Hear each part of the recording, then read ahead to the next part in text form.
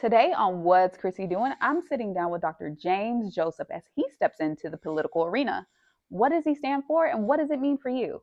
The conversation starts now. What's up, you guys? I'm back with another episode. I'm Chrissy and I'm here with Dr. James Joseph. Thank you for being here today. Oh, thank you for having me. Yes, so let's get right into it. Great. Let's start with your journey hmm and what made you or inspired you to get into politics. And was there a moment and an experience that you saw a need that pushed you into this journey? Well, I'm a country boy. I was raised in Texas, but I had a lot of time spent in Louisiana, and Hmm. I'm the oldest of four children. So already that put me in a leadership role. When it came to my siblings, when they get the housework done, schoolwork done and yard work done, Okay. and my parents were at work. I was in charge of the house. So those leadership experiences came early on. When they didn't do the job, I got the punishment. Oh, So I made sure that they did the job, and I had to give them the punishment. all right. Those were my siblings, but we all grew up very well rounded. Each one of us. My brother's an engineer, my sister's a nurse, and my other sister, she's a housewife as well. So Nice. we have a very well rounded family. But what pushed me into politics is I worked for Houston Metro for about 10 years and moved away to Atlanta for about 5 years. So when I came back to Houston, I can't tell this whole story now, but my Mhm. U-Haul broke down in Oh Fifth Ward, no. and my mother is a real estate broker, and she had a crack-infested house Mhm. that she had bought for the property. And she said, "Okay, just go over there, kick the door in, and stay there tonight." I was headed to Katy to a $400,000 home, right? So, long story short, I've been in Fifth Ward in that same house for over 25 years. Now, Wow. it doesn't look the same, of course. Doesn't look the same, of course. But I got involved with the when my street was raggedy, when my Mm. ditch was not dredged out, when my trash was not being picked up. So I started going to the civic club meetings, working with my seniors in the community and finding out how to engage with city council to get those things done. And long story short, they elected me to be the president of the civic club. Yeah, yeah. Wow. So that's how that happened, and that road came to toe when my community asked me to step up, and I stepped up. And it's hard, each and every day I'm being a sure. community leader. You get the pushback, but you also get some of the um, some of the perks that you can do for the community, such Right. as I'm on the committee of the Union Pacific Railroad, and Really? we have community benefits agreements and things like that. So when it comes to the community, now to further that, I didn't have the pedigree. So at age 44, I went back to college. 44. Age 44, I went back Wow. to college as a That's freshman. amazing. Not only as a freshman, I decided to take a couple of remedial courses so I can get acclimated to what everybody else Wow. was doing. So fast forward 2019, I graduated from Texas Southern University. Go Yeah. Tigers! And I didn't do that just for myself, but my daughter, my nieces and nephews, Mhm. at that time needed a family figure to look up to. And right now, all of them are on college track. Each and every True. one of them, 100%. So, Mhm. so those are some of the things that got me involved in the politics. And no matter what happens, the fruit of the labor has already been won. Right. Absolutely. All right. So let's get into your community presence. You talked a Mm. little bit about that, but hmm I know you've done community food drives. We met at the Kids and Cops Yeah, right, right, event. right. So let's talk about what other community building efforts have you been involved with that people might not know about? Well, well, we'll sit here and talk for days, but I'm the type of guy who works behind the scenes and don't need to be on the forefront of what's being done. Hmm. But some of the things that I've accomplished was I partnered with Texas Southern University to do a civic engagement program Hmm. to teach our citizens how to engage in civic engagement when it comes to the city of Houston, commissioners court, or the state legislature. We also had international courses as well. When I taught that to citizens not non-students, non-student citizens from Non-students. around the community, and graduated 94 of them on my first Wow. award ceremony. So that's one of the highest peaks that I like to see, is me giving back and teaching others the knowledge that now I've obtained. Right. And also, I do a food pantry. A lot of communities are food deserts, in our community. Right. And a food desert is a community that doesn't have a viable grocery store in a walking distance. So Mm-hmm. who wouldn't want to shop close to their home? Right. I live in the Fifth Ward community, but I have to go to the Heights, or I have to go Okay. to Channelview to Mm. get a HEB or Walmart or something of that sort. Now there's different ways that we can do, those things, but those are some of the things that I want to make sure our community have: education, jobs, food, and healthcare. Right. And Yeah. those are the basic needs. I think you're Basic covering. needs, You're right. basic needs. And I'm gonna say this too. I'm a associate minister at Lions Union Missionary Baptist Church. Mm-hmm. And Jesus said, "Those who feed the least of these feed me." Amen. So that means healthcare is holy. That means housing is holy. That means clean water is holy. That means Amen. fresh air is holy. And last but not least, ladies and gentlemen, voting is holy. Mm. That's a Yes. bar. So let's get out and vote, no matter who Right. you vote for as well. Get out and vote. It's a time that we're educated, we're knowledgeable, we know what we're doing. We have the resources now. Right. 1964 Voting Act, was very pivotal. Then the 1965 Act came as well. Now we're living it out each and every day. So let's get out and vote. Right. And let's vote your heart, vote your conscience. And not last but not least, I'm Dr. James Joseph. I'm running for House District 142, and 142. I need your vote. All right. Well, I think that's a great pivot because I do want to talk about voting, the voters. Mm-hmm. So voters who are still learning about all the political jargon, right? Um, what exactly are you running for? Mm-hmm. Let's start there. You talked about the district. What district does that Right. cover? Mm-hmm. And what are the major issues that residents are dealing with there? Right. Well, I'm running for House District 142. Okay. There hadn't been a new representative in House 142 in the last 40 years. So we need change in that community, Mm-hmm. period, because we're stagnant, we're not moving, we're not developing. So we need change. And like Mm-hmm. my slogan says, if you want change, vote for James. I'm trying to get people to vote for me because not what I say I'm going to do, but what I have done in our community. You know, Voting is very important because, like I said earlier, the people who died, bled, and shed, not only Martin Luther King and and John Lewis, but the unknowns like Hosea Williams and Ralph David Abernathy, and we all here in Houston, we know the great William A. Lawson, but we have a lot of people who fought for us in the background for us to vote. So Right. we need to definitely get out and vote. And I'm gonna say this too: voting has been broken records Mm-hmm. this voting cycle. So that says we're getting out to vote. Right. So follow your peers and go out to vote. Yeah. So I do want to talk about who are you running against in the primary, Mm-hmm. and how do you see the differences between your campaigns? Mm-hmm. Well, there's three of us in the race. Mm-hmm. I'm running for House District 142. Mm-hmm. Well, first of all, House 142, and this to answer your question earlier. I'm sorry I didn't answer the whole thing, but I now remember. House District 142 encompasses areas such as um, City Gas, Mm-hmm. Humble, Atascocita, Summerwood, Crosby, Barrett Station, Fifth Ward, Cashmere Garden, Trinity Garden, Wow. Dewson Park. It's very big and vast area. So it's a very unique area as well, Mm-hmm. because not only does it has inner city, it encompasses rural areas as well. And rural areas are very different than some of the inner city areas, especially when it comes like to water rights and mud districts, Absolutely. because places like Crosby and Barrett Station, they're growing now by leaps and bounds, right? Mm-hmm. But their development is slowed because they don't have the ability to provide water to the new development.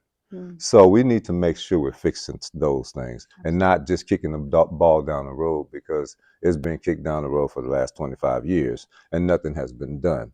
Our school system has been broken. You talk about who I'm running against. Our school system has been taken and stripped away from us completely. First North Forest, with now HISD, and soon to come many more. We just heard last week on the news 12 more schools just shut down, and that's Yep. because of my opponent. The trickle down effect really, I hate, excuse my French, but things roll downhill, Hmm. if you know what I mean. Right. So that's one of the things that I want to change legislation is in our school system. We have the voucher system now. It has been, it passed and it's effective, and over 100,000 people have applied for it. But I doubt if many of those people who applied for it look like me and you. Mm, I doubt if many of those people who applied for it are low income families. I doubt if many of those families who applied for it are single moms with children who need that money. right. And it's just been stripped and taken away. And if we keep on down this road, we're going to keep the same thing. Like I said earlier, it's been 40 years, 40 years as wow. 40 years, and nothing has been done about our school system. Now, you talk about it, but in our community, we say, don't talk about it, be about it. Absolutely. And it's time to be about it. Yep. Right. All right. So let's go to some of your policy and platforms. Mm-hmm. What are your key policies, the core parts of your platform? I'm talking about what are you running on? Mm-hmm. And what do you see as the most urgent priorities for your district? Most urgent priorities for my district, honestly, number one, hands down, is healthcare. Healthcare. Healthcare. Mm-hmm. 1 in 3 people don't even have insurance, let alone adequate insurance. We all want to live long lives. Not only long lives, we want to live healthy lives. Do you know amongst the Black and Hispanic community, and lupus runs rampant with our Black females and our Hispanic, Latino females, Mm, and they don't have insurance to give health care? Or if you have cancer and you have breast cancer and you need to see a doctor, not yesterday, not tomorrow, but yesterday, right. and you don't have the adequate health care that you need. Now you have to go get a GoFundMe page and some of the other things, do some Mm, strange things for a little change, right. in our Mm, community. So we don't want to do those things. We need health care, proper healthcare. proper health care. Not only, and I say health care mainly because health care is huge. Health care also encompasses our kids with autism and who's on the spectrum. Right. And I've sat in odd meetings with many of parents, not my kid, but, because I've volunteered my services to the parent to help them to understand what's going on in those meetings when it's Right. concerning their children. And I'm going to say this, especially our Black boys. Mm, For some reason, 1 out of 3 of those are labeled with what is that? What is that term? It just slips my tongue. Um, ADHD. ADHD. ADHD. Mm-hmm. And then they have to get medicated. The Right. medication now puts them in zombie stage. Right. Now zombie stage puts them to sleep. Now with their sleep in class, now they're getting a bad report and they're getting bad grades, and it's just a whole trickle down Right. effect. So healthcare is the main issue that I want to work on for our community because a lot of when and that healthcare trickles down really to every other thing Right. when it comes to jobs. If you don't have a job, you can't get insurance. Right. Most jobs, your healthcare is Is attached it to a most job. exactly, So or if you don't even have a if it's job, not attached to the job, if you have a job, you can pay for insurance. right. Even if it's out of the system. Mm-hmm. And I say that the healthcare, even when it comes to education, we need to make sure that our children are healthy and have nutritious meals in school. And that trickles down to healthcare once again. Yep. Medicaid has been cut, Medicare has been cut, SNAP has been cut, but you hadn't got a raise in how many years? Right. So we say this statement in our community a lot. We're sick and tired of being sick and tired. Yep. And if you vote James Joseph, I promise you, a change gonna come. Right. I love that. All right, so let's break down some of these terms for like layman's terms, because Mm-hmm. like I said, the political jargon, people get lost. They're like, I'm confused. I don't need it. So much is coming to us so rapidly. Mm-hmm. It's Right. a little overwhelming sometimes. So Mm-hmm. Okay.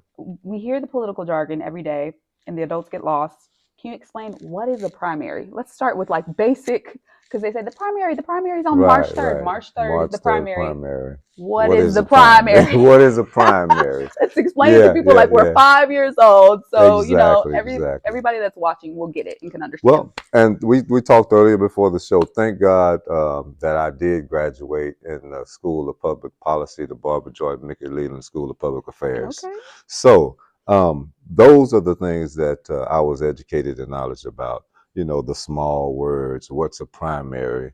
What's a general election? What's a special election? Right. And then not only that, some of those things in itself have other elections in it. Like hypothetically, special election could be the whole community, or it could be just the precinct chairs. Hmm. It depends on. Now, I'll say this: the governor has a lot to do with it. The governor.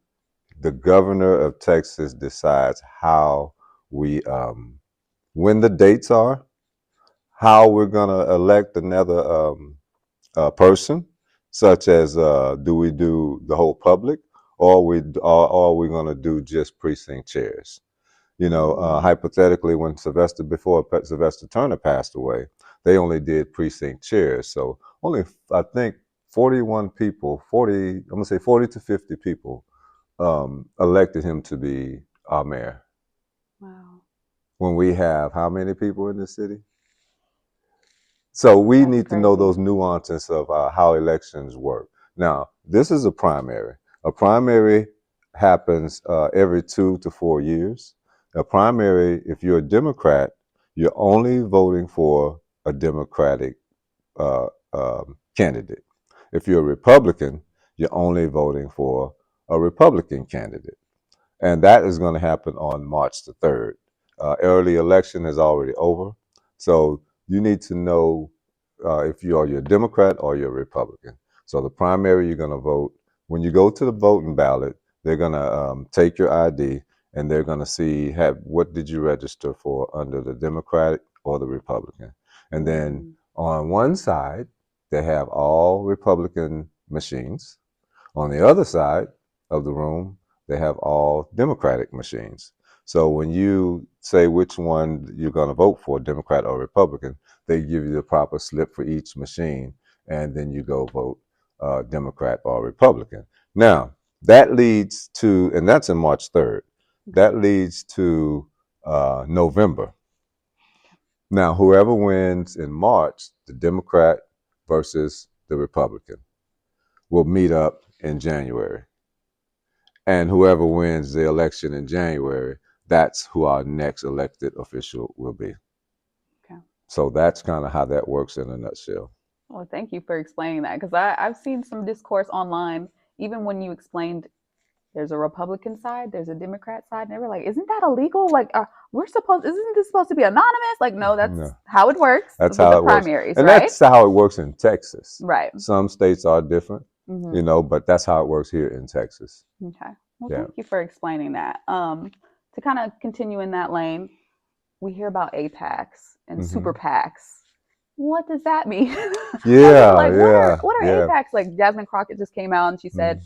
her running opponent has like $4 million that they're pouring into from a super PAC or whatever. Right, So right, what right, does right. that mean though? Can you explain what It's that an means? acronym. An acronym, PAC. The acronym is PAC. Now, whatever they have before that acronym, it could be their company name, Hmm. but it stands for Political Actions Committee. Okay. And Political Actions Committee can work independent of a candidate.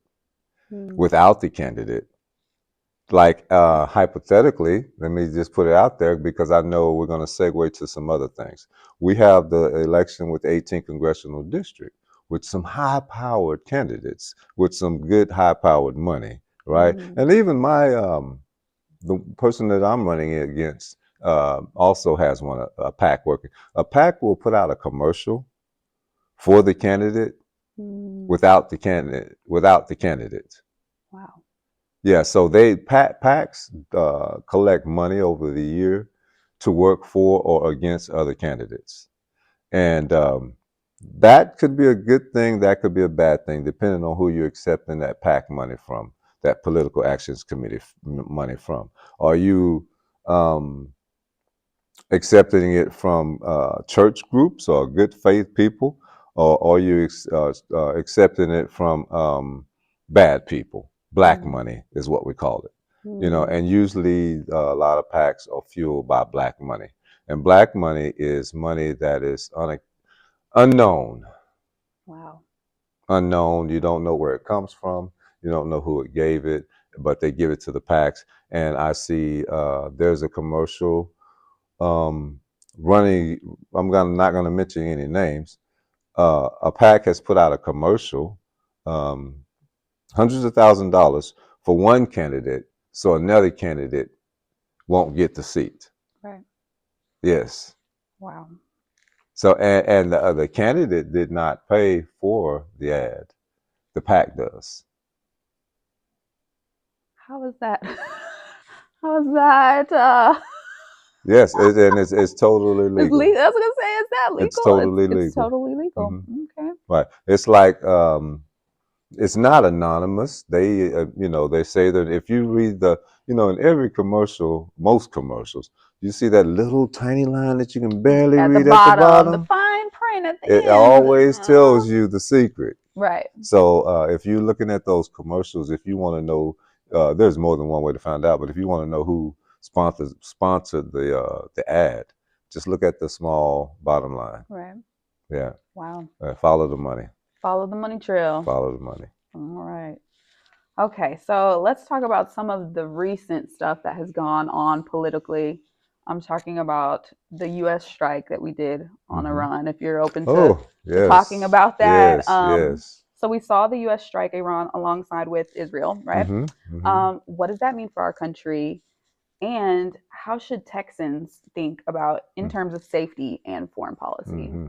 Yeah, and if you don't, well,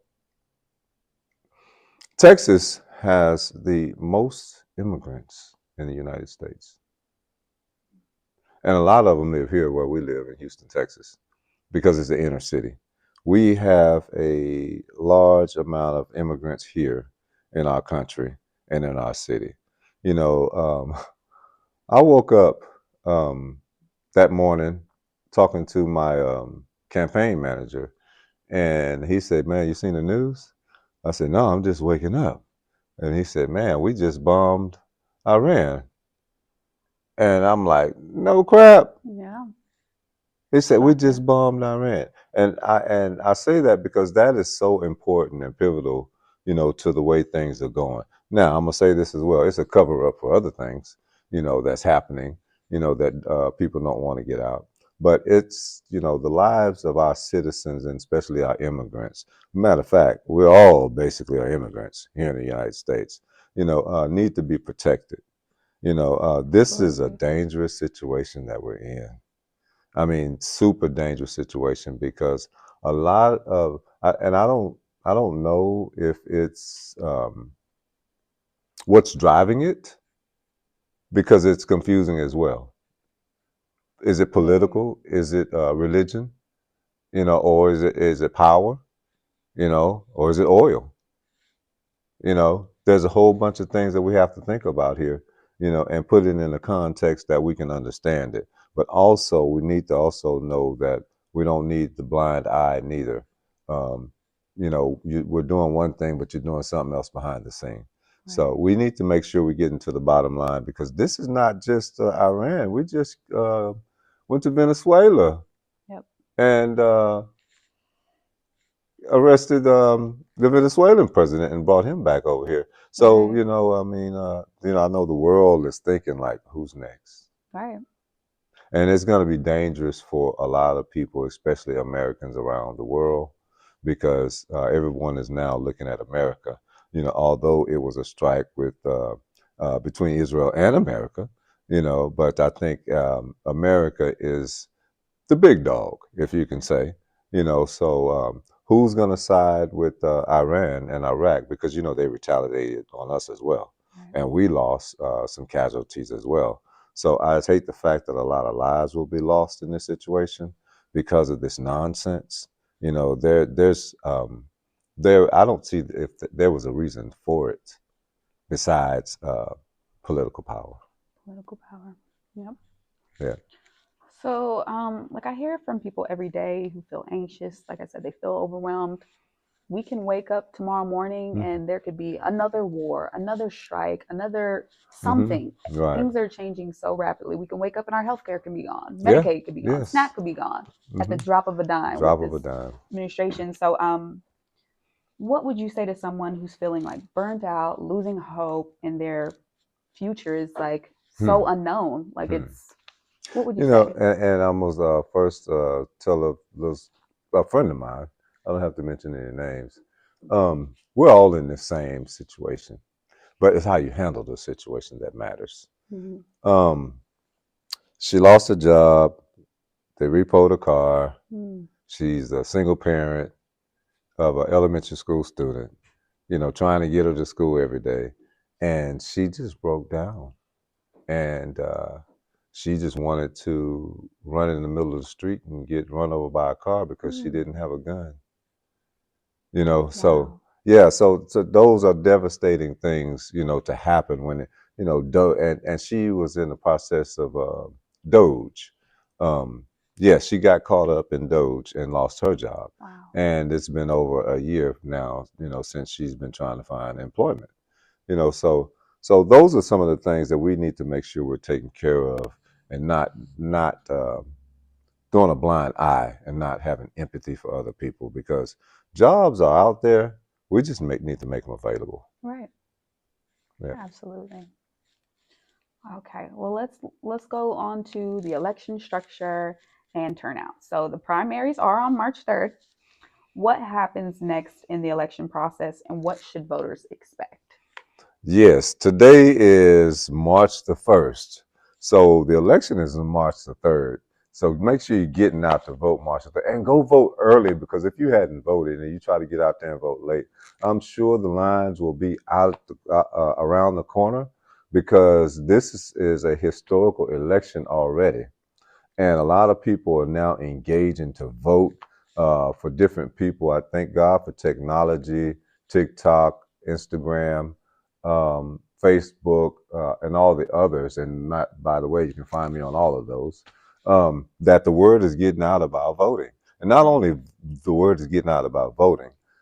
We need to be knowledgeable of who the candidates are, Right. what they bring to the table, and what they've done in the past. To make sure you're voting. Um, we need more voter education. Be Right. knowledgeable. Don't let just someone hand you a piece of paper at the voting poll, and just because they look like you know, we vote for them, because everybody who looks like us is not for us. Right. Absolutely. And there's been conversation about a new voter law. I'm sure you've heard about it, Hmm. about, IDs having to match up with the birth certificates Hmm. and that confusion. Can you explain like what that is? And do you see that becoming a real issue at the voting polls? Well, here's a scenario. I'm a man. My name is James Joseph, right? Mm-hmm. You're a woman. Now, if me and you got married, what will your name be? Okay. James. On your birth certificate, what would your name be? Exactly. That's a huge problem. And that was simple, because now your maiden name and your married name doesn't match up. So I think I should stop right there. Right. If And they that's say that's enough. a way for women to prevent women It's from voter voting. suppression. Voter Once again, it's suppression. voter suppression. Malcolm X said it best. He said the TV and the news will have you praising the oppressor and hating the one that's being oppressed. Mm. By simple things like that. They don't tell you the nuances And there's been some cases that has simply happened. She brings her ID up and they say it don't match your birth certificate. Well, I've gotten married. I've been married 20 years now. Well, I'm Right. sorry you can't vote. Well, I'm sorry you can't vote, but if they tell you that and they tell you can't vote, always ask for a provisional ballot. A provisional ballot is a ballot that they have to give you and you can vote. And once they check your information, then the vote will count or not count based on the information that they checked. Okay. So always a provisional ballot, which, Provisional ballot. yes, Make sure you ask for a provisional provisional ballot. ballot. Okay. Yes. Yeah. That's In important. many cases, a provisional ballot, you always, if you're ever denied to vote, ask for a provisional ballot. Right. Because That's important. if you don't do that, most people get discouraged. You go home, you say you're going to come back and do it, and you just don't have the time and the opportunity. Right. And that would, once again, that's voter suppression. Right. And then the vote, like you said earlier, the new law that Greg Abbott and Trump are trying to bring to Texas is having a voter ID. I mean, there are so many opportunities these days to vote because of technology. How can you stop mail-in ballots? If you have somebody disabled or a senior citizen who is homebound and can't get out the house to vote, Right. there's no proxy situation that we can send somebody down there to vote for us. Right. So we must make sure we're keeping mail-in ballots and early voting open to all communities and keep it open at all times. Absolutely. Yes. And you said earlier about knowing who's on the ballot and who's running. So I do want to Mm-hmm. talk about some of the political figures. Um, let's talk about Jasmine Crockett. Mm-hmm. She's also on the ballot. What are your thoughts on her campaign and her broader field? Jasmine Crockett and James Tallarico Mm-hmm. are running for U.S. Senate. I think both of them are great candidates. Yeah. I think both of them are out of sight candidates. Um, the situation that they're in too is out of sight as well. I know a lot of people have some controversy about that, but I'm a different type of thinker. Okay. Everyone has the opportunity. The more people who get involved in the political arena, the better. Absolutely. Sometimes you may have to run against your friend, but who knows? That might be a setup for next time. I love Jasmine Crockett. I love her spirit and her spark, when she comes off and speak. And that's another reason why I want to go to the State House as well, so I Mm-hmm. can be the muscle behind that spark, Right. to work with people like Jasmine Crockett or James Tellerico, whichever one wins. The polls are up and down, it depends on who's writing that poll. But I think both of them are great candidates, for our community. And I think both of them will fight, for our community like we need fighters for our community. Right. Now, there's been some controversy, Mm-hmm. between candidates and candidate styles and whatnot. Tallarico was given an opportunity to be on a major TV show. Yep. Yep. Saw that. Yeah, yeah, And what yeah, yeah. happened there? Yeah, and what happened there, and then, but also on the other side, they're saying money is being offered from other places, Right. dark money, so Mm. both of them have their great points, as well. But I think Crockett, I'm going to say this, Crockett is a rocket. Crockett is a rocket. I love that. That might be a campaign Hey, though. You need to take Jasmine, don't steal that from me. My name is James Joseph. Crockett is a Crockett the rocket. rocket. Yeah, I Let's love work. that. She's taking off. I know Right. she's really taking off. And I'm gonna say this about her, and not only her. I'm a single father of a proud 16-year-old daughter. Hmm. Oh man, I mean, she Girl just dad. lights me up Mm-hmm. each and every day, and it helps. I love to empower her and give her the knowledge, and not just give her the knowledge. I say children don't do what you say; they see what you do. They do what you Right. do, So she watches Jasmine Crockett, and Mm-hmm. because it's somebody looks like her, somebody who she's familiar with, Right. somebody who talks like her, somebody who walks like her. Mm-hmm. And we need more of that too in our community, so we can Right. uplift our community, where Definitely. we're going, because we are going and we will get there. Martin Luther King said another thing: if you can't run, walk. If you can't walk, crawl. But all means, keep moving. Keep moving forward. That's right. Yes. I agree.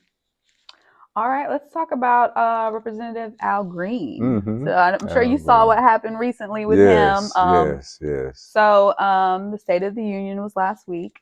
He was Oh, escorted out. that one. Okay. Yes, What are yes, your thoughts yes. on his career and the way he gets his message across? Right. Were you, Yeah. more supportive of that, or you're like, not my approach? But what are your thoughts on him? Al Green is a great guy. Mm-hmm. He has my as a man. He has my affection. Mm-hmm. He does. He does. He has my affection as a man. I see what he does. I've watched him for years, and truthfully, I've sat next to him and spoke with him in Oh many days wow. and many times. I Mm-hmm. was at events that he was having, and he would acknowledge, who I was, and very respectful person, and the other day to see him run the whole parade, Yeah. and just age is, it's concerning, depending on the Mm-hmm. mental stability of it. I know people want to talk about that too as Right. well. But what he did in Congress, I mean, at the White House, it was epic. Yeah. It was epic, and I'm gonna say this: that was probably the only way he was gonna get that major message across, because the message needed to be spoken, and it needed to be spoken loudly. They say that silence speaks. And to hold that sign up where President Trump could see it because of what he did, and not only what he didn't even have the empathy afterwards for the post that came out. One of his interns put it out, but he approved it.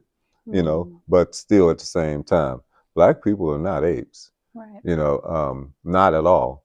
I Right. mean, I don't know where they would, why would they even insinuate that and Right. then try to facade it and mask it with Lion King, which is one of the greatest cartoons ever. You diminished the Lion King brand name. Let me Mm-hmm. tell it. By degrading some upstanding people who are your cohorts, but you don't want to give it to them because of your pain, because of your Right. pressure, because how you were raised in your community, and you can't deal with it. Mm-hmm. So since you can't deal with it, you'll make fun of it. And we have to be careful of the narrative that's given, when things of that nature happen. They change our narrative or they create a narrative. We need to understand that we need to create our own narrative and put it out front first. Because usually there's an old cliche that says the first story told is the first story believed. Yep. Yeah. That's very true. But that was just totally degrading Right. from a president of the United States of Yeah. America. Yep. Hmm. So, And you say, make America great again? That's not how to do it, sir. yeah. So his voice was heard. Hmm. How do you plan on making your voice heard once you get to Austin? Yes, yes, man. And that's very important too, Mm-hmm. because those things I've already contemplated. I've already put on paper. I've Mm-hmm. already started the work. Not only that, I work for Senator Boris Miles with the state as a director of civic engagement. And what we did is we wrote, well, we stopped concrete batch plants from coming into our community. We that's the silent killer when it comes to asthma. Mm. Especially in our community, and we have Yep. so many kids in our community who have asthma, and a lot of that is coming from concrete batch plants and the pollution that's coming into our communities. Really? Yes, Wow. yes, and we need to put a stop to it. Yeah. We need to put a complete stop to it, because the I mean, it causes so many issues in effect, and Yeah. even neighborhoods like Fifth Ward, the cancer cluster. Mm. People are dying of cancer because of the chemicals that they use to preserve the wood. You find out you have 41 cancer causing agents, and you Wow. still do nothing about it. Mm. Houston, we have a problem. We have a problem. We have a big problem. And not only that, Cashmere Garden when it comes to flooding. So many Mm. people lost their homes, and still today their homes are not repaired. They're in ill repair, and the Wow. city has not been able to help them. The county has not been able to help them, and some of them are still living in those dilapidated situations. And me being on the forefront, I know what's going on in my community, and I want to Right. make sure my senior citizens are living their last days out comfortably. So we need to make sure that those ditches are dredged. We need to make sure we're having more green space so the rain will absorb in our communities instead of building all these big monstrosity homes where there's no grass, there's no impervious, the impervious ground all leads to a flood in grandma's house who is still on the corner. Mm. So those are some of the same things I want to change in our community. The infrastructure in some of those communities haven't changed in over 40 years. So we need to change those things immediately. And the influence that I'll bring to the table as your next state representative, I think we can get that done. Yeah. Yes. Okay. So, how can constituents and everyday voters support your fight in particular? And what does that support look like beyond just voting? hmm Well, the first and foremost thing you can do for me is pray for me. Yeah. That's the first and foremost thing, election or no election. Yeah. This life we're living today, is it's crucial. And I say pray for me because running for a seat like this is very important, and it's always seen. And I say that too because a while ago I walked out of my backyard, and there was a drone in my backyard, What? and yeah, Wow. Um, there was a drone in my back, and when I say in my backyard, I don't mean hovering over the sky. I Right. mean in my backyard. Mm.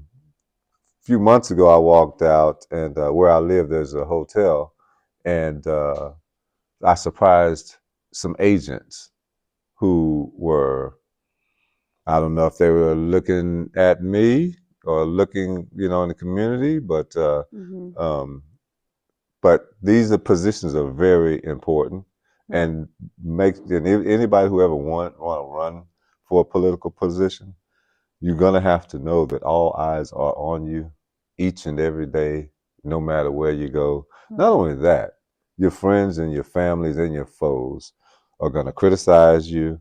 They're gonna make you think that you can't do what you know you can do. And in my situation, I know I've been called to do this. Right. So don't let any influence uh, take you away from what you're called to do, Right. especially if you're going into politics. I hate to say this, I understand that Malcolm X and Martin Luther King lost their lives, Mm. due to trying to make a better way for our people. I don't plan to lose my life, but I do plan to fight the good fight to make sure that we fix what we need to fix in our communities because it's been a long time, but the world has moved real swiftly, but for Right. some reason, we haven't moving swiftly with it. Exactly. Wow. Real talk. Right. Well, thank you for all those questions. I'm gonna wrap it up, but I want to ask some rapid fire kind of questions here. Okay. What do you think is one misconception people have about running for office that you wish people understood?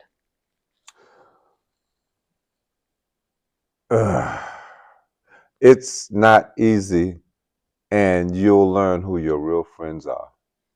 Wow. Okay. You'll learn who You'll your real learn who's friends for you are. and who's for against you. Yes, you Yeah. will. Hmm. When it comes to asking for donations, um, yeah, you've partied with her for years.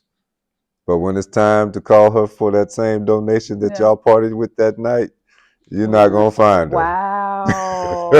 That's And I just say, but there are some other stories. But well, I mean, you'll find out who your friends are. right. Yeah, when I'm it's sure. time, especially when they know who you are, know your purpose, and know your worth. Yeah, Yeah, you'll find out who your real absolutely. friends are.